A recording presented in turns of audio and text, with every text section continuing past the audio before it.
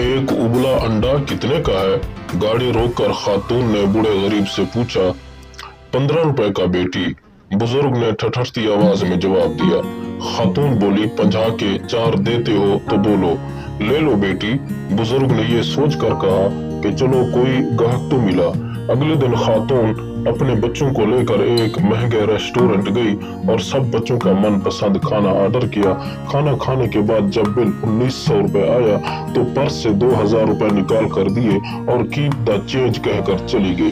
तो गोया उस खातून ने फतह इसमें समझी, जिस बूढ़े बुजुर्ग अंडे बेचने वाले को ज्यादा पैसे देने चाहिए थे तो उसका हक मार दिया, और जो पहले ही बड़े नामों के रेस्टोरेंट बनाकर आवाम को लूट रहे हैं उनको 100 रुपए ज्यादा दे दिए।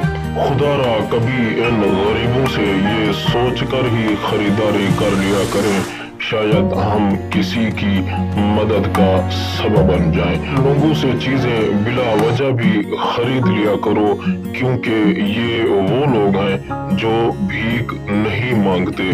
इस उम्र में ये लोग अमीर होने के लिए नहीं बल्कि 2 वक्त की रोटी के लिए कमाते हैं।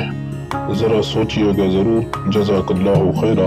अल्लाह ताला हमको अमल की तौफीक अता फरमाए। आमीन सुम्मा आमीन। हमारे चैनल को सब्सक्राइब जरूर करें ताकि इस तरह की मजीद अपडेट्स आपको बआसानी मिल सके।